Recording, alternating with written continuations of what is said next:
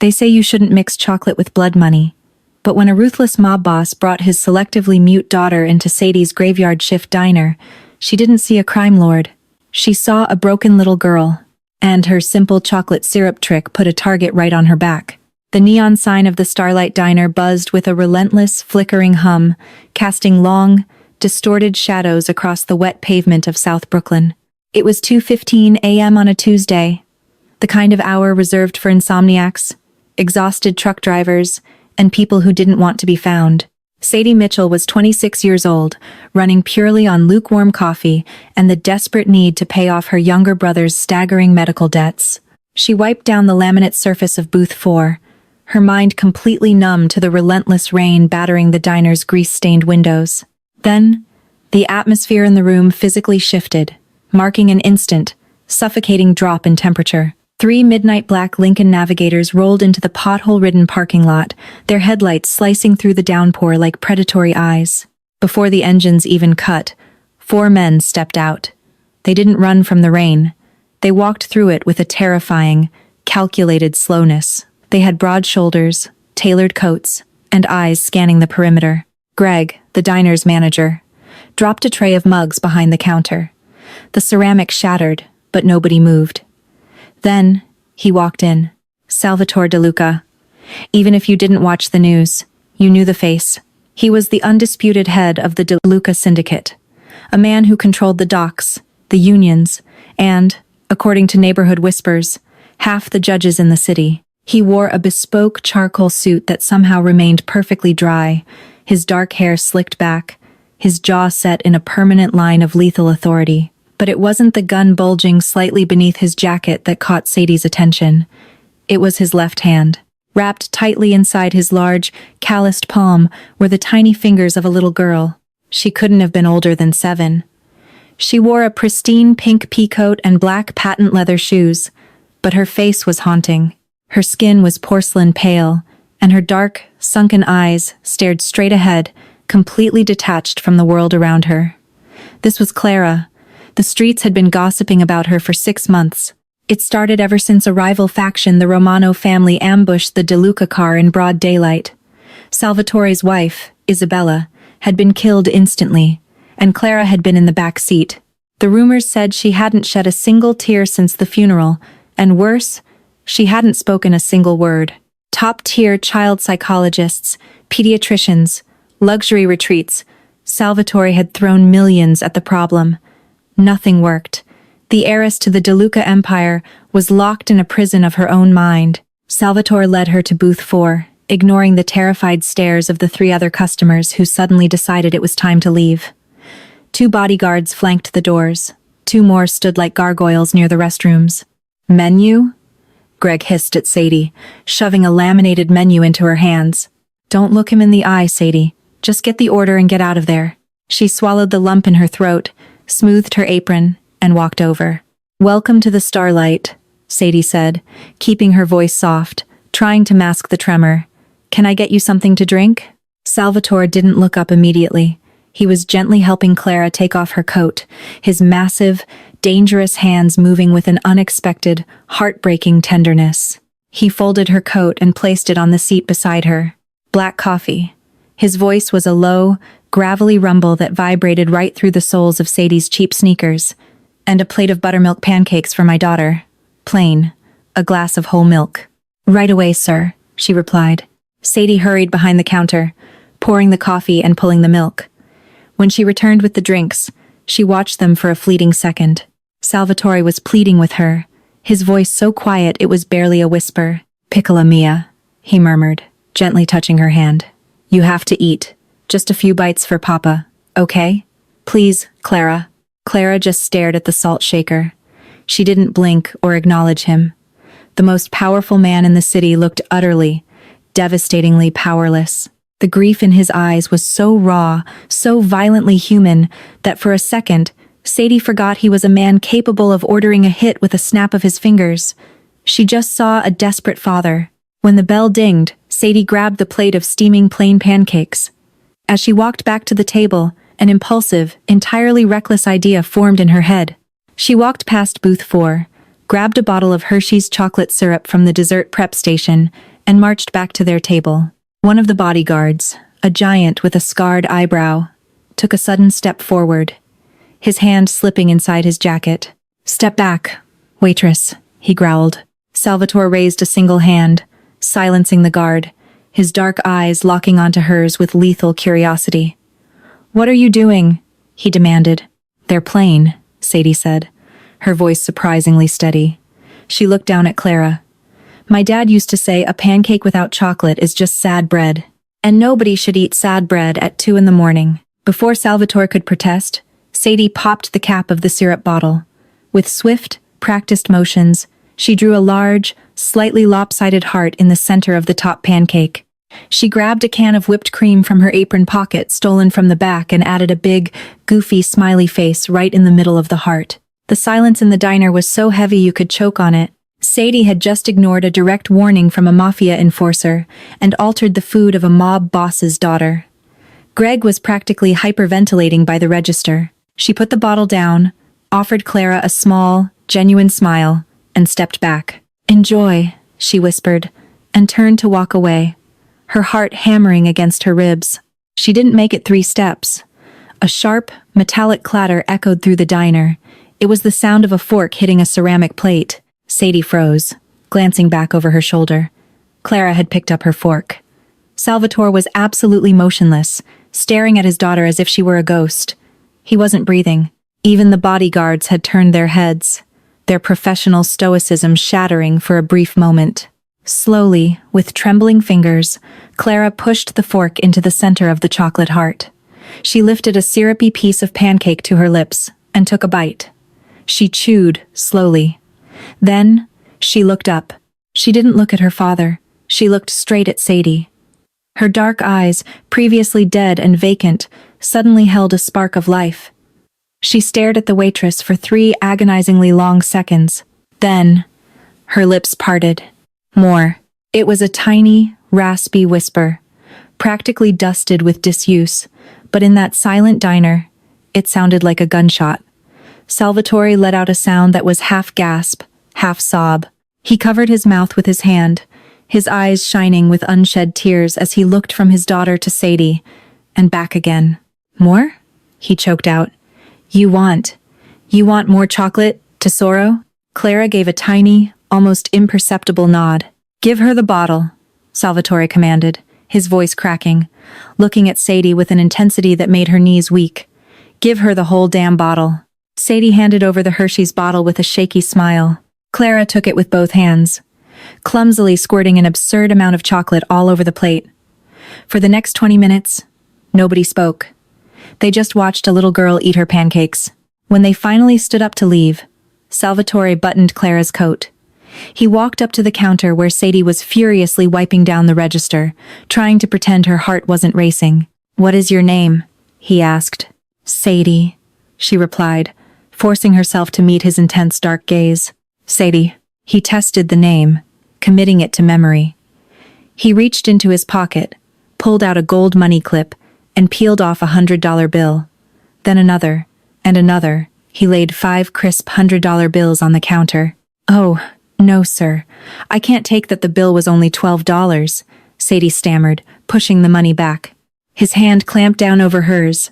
His grip was warm, strong, and unyielding. "You made my daughter speak, Sadie. She hasn't spoken in 184 days. Keep the money." He let go, turned on his heel, and walked out into the rain, his men trailing behind him. That was just the beginning. Over the next month, the Starlight Diner became the safest place in New York City. Salvatore and Clara came in 3 nights a week, always during Sadie's shift, always sitting in booth 4. And slowly, the ice began to thaw. Clara started saying hello to her. Then she started coloring on the placemats, handing Sadie her crayons to ask her opinion. And Salvatore? The ruthless crime boss began to unravel his walls too. When the diner was empty, he would sit at the counter while Clara slept in the booth, wrapped in one of Sadie's oversized sweaters. They talked. At first, it was just surface-level things, the terrible coffee, the weather, her college degree she couldn't afford to finish. But late nights breed confessions. Sadie told him about her brother, Leo, and the leukemia treatments that were drowning her in debt. She told him how tired she was of fighting just to stay afloat. In return, he told her about the crushing weight of his life. He told her about the paranoia, the enemies, the sheer terror he felt, knowing that his lifestyle had cost his wife her life and broken his daughter's spirit. "I tried to leave, Sadie," he confessed one night, his voice thick with exhaustion, tracing the rim of his coffee mug. "Before the hit, I was negotiating a peaceful exit, but in my world, blood is the only currency they accept for retirement." Sadie looked at him, really looked at him. The dangerous aura was still there, but beneath it, she saw a man fighting a losing battle to protect the only piece of his soul he had left. "You're a good father, Sal," she said softly, reaching across the counter to lightly touch his hand. It was an instinctual gesture, a slip of boundaries. He didn't pull away. Instead, he turned his hand over and laced his fingers through hers. The air between them thickened, charged with a sudden, electrifying tension.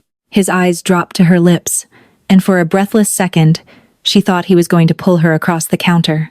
"You make me feel human, Sadie," he whispered, his thumb brushing her knuckles. "And that is a very dangerous thing for a man like me." He was right. She just didn't realize how dangerous until 3 nights later. It was a Thursday, a night Sal and Clara never came in. Sadie was taking the trash out to the alley dumpster at 3 a.m. The rain had returned, slicking the cobblestones. As she heaved the black garbage bag into the bin, a heavy hand grabbed the back of her hair, yanking her backward. She screamed, but a gloved hand clamped over her mouth. She was slammed against the brick wall of the alley, the breath knocked out of her lungs. Through the darkness, she saw a man in a tan trench coat. His face was deeply scarred, and his eyes were dead and cold. She recognized him from the news. Victor Romano, the man who ordered the hit on Sal's wife. He leaned in close, his breath smelling of stale cigars and peppermint, the cold steel of a switchblade pressed gently against her jugular. "So," Victor sneered, his voice dripping with malice, "you're the little waitress playing house with the butcher of Brooklyn. My men tell me you're the only reason DeLuca's brat is talking again. You've made him soft, Sadie, and I'm going to use you to break him completely." The steel of Victor Romano's switchblade was freezing against Sadie's skin, a stark contrast to the hot, panicked breaths tearing through her throat. She couldn't move. She couldn't scream. The alleyway behind the Starlight Diner, usually just a smelly nuisance, had suddenly become her execution block. "Get her in the van!" Victor snapped, pulling the blade away just enough to let his men grab her. 2 massive pairs of hands seized her arms, hauling her off her feet. She kicked, her cheap diner sneakers slipping on the wet cobblestones, but a heavy blow to the side of her head sent stars exploding across her vision. The world tilted, and the next thing she knew, she was thrown onto the ribbed metal floor of a windowless utility van. The doors slammed shut, plunging her into absolute, suffocating darkness. Zip ties bit into her wrists as they bound her hands behind her back. The van lurched forward, tires squealing against the asphalt. Her mind raced, fractured by terror. Leo. Who was going to pay for Leo's chemotherapy at Mount Sinai Hospital if she disappeared? Who was going to hold his hand during the nausea? And Sal. Sal would blame himself. He had warned her he was dangerous, and like a fool, she had thought the danger was contained in the way he looked at her, not in the rival syndicates tracking his every move. They drove for what felt like hours, the city noises fading into the low, hollow rumble of an industrial sector. When the van finally stopped, the doors swung open, revealing the skeletal remains of an abandoned shipyard. The smell of rust, salt water, and decaying fish filled her nostrils. They dragged her inside a cavernous warehouse, tying her to a heavy steel chair bolted to the concrete floor. Victor Romano paced in front of her, shedding his soaked trench coat. Beneath it, he wore a tailored suit that mocked the grime of their surroundings. "You see, Sadie," Victor began, pulling a sleek smartphone from his pocket. "Salvatore DeLuca is a fortress. He has judges in his pocket and an army at his back. But every fortress has a back door. Yours just happens to smell like cheap coffee and syrup." He unlocked the phone and dialed. He pressed a button, and the stark ringtone echoed off the metal walls on speakerphone, It only rang twice. "Speak," came Salvatore's voice. It wasn't the soft, gravelly tone he used with Clara, or the exhausted, honest voice he shared with Sadie. It was a voice of pure, unadulterated ice. It was the voice of the butcher of Brooklyn. "Sal, my old friend?" Victor sneered, stepping closer to Sadie. "I believe I have something of yours." Found her taking out the trash. There was a pause on the line. A silence so heavy and lethal it made the hair on Sadie's arms stand up. "If you put a single scratch on her, Victor, I will dismantle your entire bloodline. I won't just kill you. I will erase the Romano name from human history." "Big words for a man whose daughter just started coloring again," Victor mocked, grabbing Sadie's jaw and forcing her face up toward the dim overhead light. "I want the port contracts, Sal. All of them. And I want you to step down. You have 1 hour to bring the transfer papers to Pier 44 inches, Staten Island. Come alone. If I see a single DeLuca vehicle, I'm sending the waitress back to you in pieces." Victor ended the call, the silence rushing back into the warehouse. "He won't come alone," Sadie whispered, her voice trembling but defiant. "He's not stupid." Victor laughed, a dry, rasping sound. "Oh, I know he won't. But it doesn't matter. Sal's always been blind to the snakes in his own grass."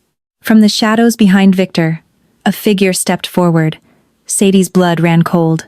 It was Dominic, the giant bodyguard with the scarred eyebrow, who flanked Sal every single night at the diner. The man trusted to stand outside Clara's bedroom. "Hello, Sadie," Dominic said, his face entirely devoid of guilt. "Nothing personal. Victor just pays better. And Sal's gone soft. A boss who cries over pancakes isn't fit to lead." The betrayal hit her harder than the physical blow to her head. Sal was walking into a trap set by his own inner circle. Dominic knew Sal's security protocols, his blind spots, his strategies. They weren't just going to kill her. They were going to slaughter the only man who had ever made her feel safe. For 55 minutes, Sadie sat in that freezing chair, praying to a God she hadn't spoken to in years. She prayed for Leo to forgive her. She prayed for Clara to keep her voice. Then, the heavy, rusted doors of the warehouse shrieked open. A lone silhouette stood in the pouring rain, backlit by the distant glow of the city. Salvatore. He wasn't flanked by guards. He wore no armor, just his dark coat, dripping with water, his hands empty and raised in the air. He walked inside, his eyes immediately locking onto hers. When he saw the bruise swelling on her cheek, a muscle feathered in his jaw, and a terrifying, demonic rage flashed across his features before he buried it under a mask of cold calculation. "I'm here, Victor," Sal said, his voice echoing off the corrugated steel. He tossed a thick manila envelope onto a wooden crate midway between them. "The contracts, they're yours. Let her go." Victor gestured to Dominic, who stepped forward, keeping his gun trained on Sal as he checked the envelope. Dominic thumbed through the documents, nodding once to Victor. "It's all here. Signatures and all." Victor smiled, pulling his switchblade out again. He walked up behind Sadie, resting the flat of the cold blade against her cheek. Good. You know, Sal, I really thought you'd put up more of a fight. But I guess losing Isabella broke you more than we thought." Sal's eyes didn't leave Sadie's. "Let the girl go, Victor. This is between us." "That's where you're wrong," Victor hissed, his grip tightening in her hair. "There are no loose ends in this business. Dominic, put a bullet in his kneecaps. Let's make him watch." Dominic raised his weapon, aiming squarely at Sal. Sadie squeezed her eyes shut, a scream tearing from her throat. "Sal, run!" But the gunshot that echoed through the warehouse didn't come from Dominic's gun. It was a deafening crack, like thunder splitting the room. Beside Sadie, Dominic's weapon clattered to the floor. He let out a wet, strangled gasp and collapsed, a dark bloom of crimson spreading across his chest. Victor froze, looking around in absolute shock. "Did you really think?" Sal's voice boomed, no longer calm, but vibrating with a predatory triumph, "that I didn't know about Dominic. I've known he was leaking information for 3 weeks. I just needed to know who he was reporting to." Before Victor could react, the high bay windows of the warehouse shattered inward. Ropes dropped from the ceiling, and heavily armed men clad in black tactical gear descended like wraiths. Red laser sights danced across Victor's chest. Sal hadn't come alone. He had used Dominic's false intelligence to draw Victor out into the open, completely exposed.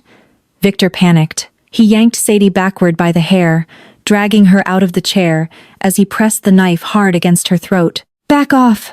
he screamed, his previous arrogance entirely gone, replaced by raw, frantic fear. "I'll slit her throat right now, I swear to God!" Sal didn't pull a weapon. He didn't signal his men. He just took a slow, deliberate step forward. "Look at me, Victor," Sal commanded, his presence so overwhelming it seemed to suck the oxygen out of the room. "You are surrounded by 20 of my best shooters. You are a dead man. The only choice you have left is how you die. You drop the knife, and I make it quick. You hurt her, and I promise you, I will keep you alive in a basement for the next 10 years, begging for death." Victor's hand was shaking violently. The blade nicked Sadie's skin, and a warm bead of blood trickled down her collarbone. Sal saw it, and the absolute murder in his eyes made Victor whimper. "Drop it," Sal growled. The switchblade clattered onto the concrete. Instantly, Sal lunged. He didn't use a gun. He grabbed Victor by the lapels of his tailored suit, lifting the man off his feet, and hurled him backward into a stack of steel barrels. Victor crumpled, unconscious before he even hit the ground. Sal's men immediately swarmed him, dragging the rival boss into the shadows. But Sal wasn't looking at them. He was already on his knees in front of Sadie, a pocket knife slicing through the thick plastic zip ties on her wrists. As soon as her hands were free, she collapsed forward. Sal caught her, his arms wrapped around her like a vice, burying her face in his chest. He was shaking just as hard as she was. "I've got you," he whispered fiercely into her hair, kissing the top of her head again and again. "I've got you, Sadie. Dio mio. I'm so sorry.